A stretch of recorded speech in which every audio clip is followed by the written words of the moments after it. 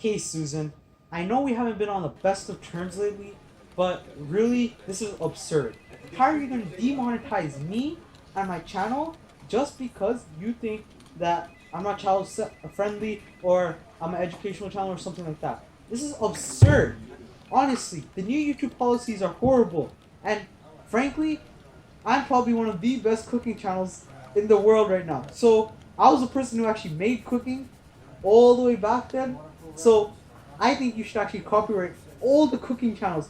If not, at least give me compensation for what I've done for the platform as a whole. Please.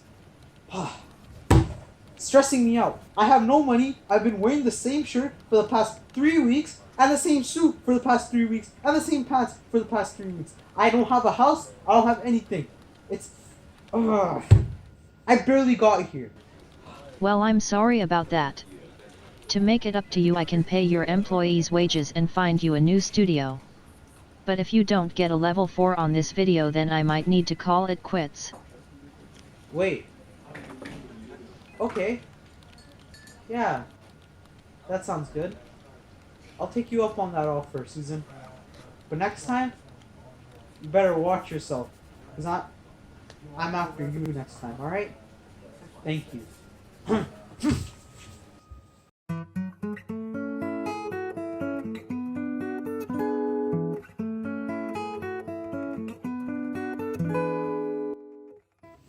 Hey guys, welcome back to another Chef Purplepret. Today we're going to be making an eggless lemon cake. Wow! So, here I've got all the stuff ready. I've got half a cup of lemon juice. I've got a tablespoon of lemon zest. I've got 1 cup of butter. And then here I've actually sifted together 4 cups of all-purpose flour, 4 teaspoons of baking powder, and 1.5 teaspoons baking soda, and 1.5 teaspoons of kosher salt. And then here I just have 2 cups of sugar. So first, what you're gonna do is actually get the sugar and the 1 cup of butter and actually combine them together. So I can just, I'll be back right after I'm done mixing this. Guys, after I mixed it, the sugar and the butter, it became like a nice pale color and kind of creamy. So I combined in the milk, the 1.5 cups of milk, the lemon zest, and the lemon juice. And now I mixed it up a little bit more, and I'm gonna combine in the flour. You can add food coloring as well to make it a nice yellow color and have like that nice, lemony look, which is what I'm gonna do later on. But yeah. So what we're actually gonna do here is this is the batch that we're gonna make according to the recipe, and later on we're actually gonna add more baking soda to shift the equilibrium, and more lemon to see if it actually affects the taste. I'm guessing that adding more lemon would make it more sour, and adding more baking soda would make it more bitter, because baking soda is actually a base and it's there to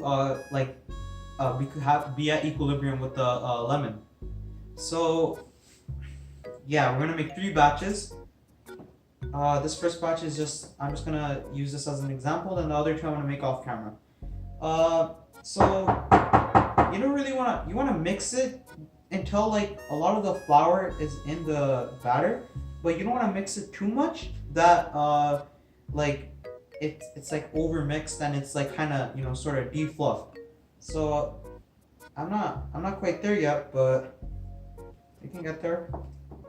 Okay, so I've had my oven preheating for 350 degrees Fahrenheit and for 10 minutes, and I've heavily buttered up my desired baking vessel. I'm gonna actually make a 2-layer cake for the good one, and then the other 2, I don't know if they're gonna be good, so I'm just gonna make only 1. So the batter is quite thick. It's kind of like pancake batter, where it's the more you mix it, if you over mix it, the pancakes won't be fluffy. So I've mixed up the batter, so I'm gonna now pour it into here. I'm gonna put it into the oven for for 45 minutes. And every once in a while, every like 20 minutes, I'll check with the skewer to see. I'll put it in the center and pull it out to see if it's still cooked, or like if it's cooked or if it's uncooked.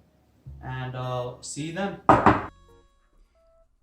Okay, so while the cakes are cooking, we can actually hypothesize what's gonna happen when we added more sodium bicarbonate, also which is baking soda, or more citric acid, which is what makes lemon sour, or like lemon juice. So I think, well, obviously the equilibrium will shift over this way because in order for equilibrium to reach, the extra concentration needs to be like it needs to be consumed, right? So in order to reach equilibrium, so I think citric acid is gonna need to be consumed in this case, and same with this. Another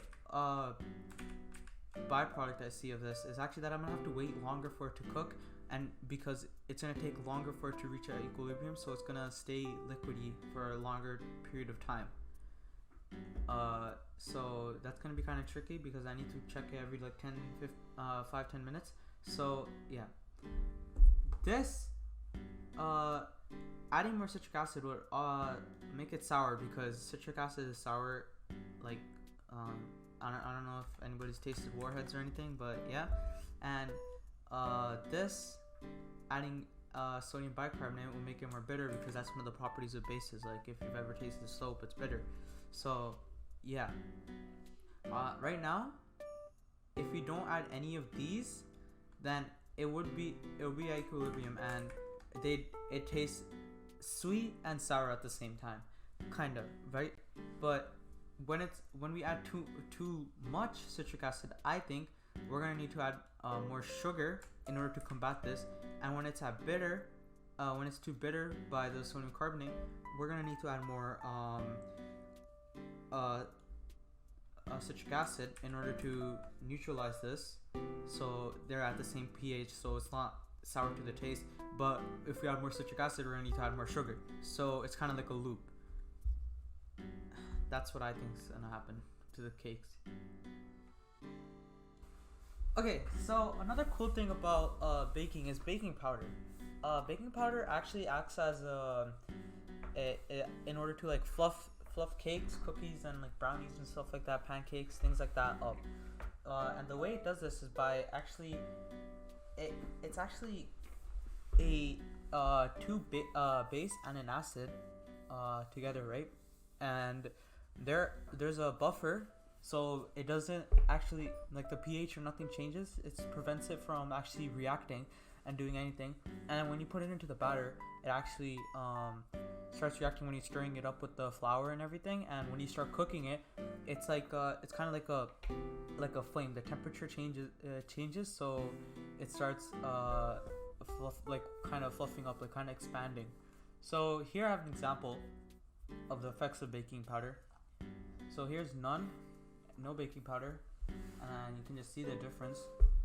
Compare like none to 3 teaspoons, and it's just way fluffier.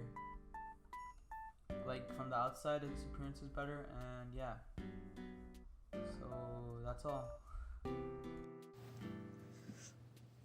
Okay, so now I've cooked the 3 different cakes. I'm gonna actually taste them. I'll save the normal one for last, so yeah. This one, the recipe called for a half a cup of lemon juice, so, and a tablespoon of lemon zest. So this one actually has 1.5 cups of lemon juice and 2 tablespoons of lemon zest. So I think it should be more sour, more bitter. I mean, more sour, yeah. So here I go.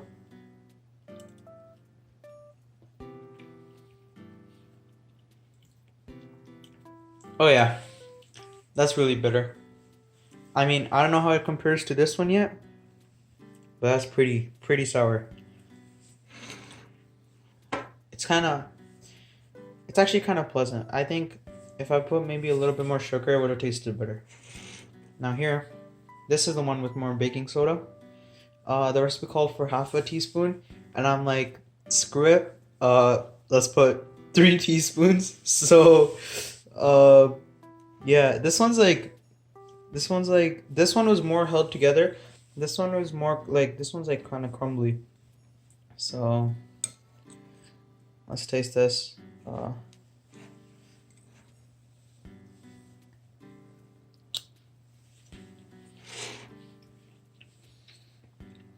Mm-hmm. I don't like that one at all.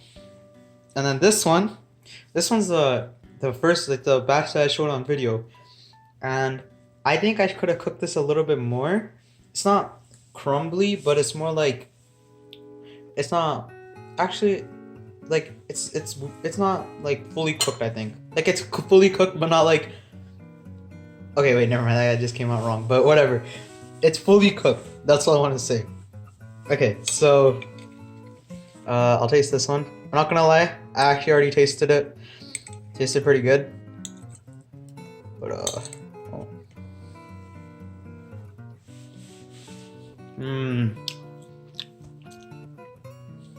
Honestly, I thought it was gonna be trash, but it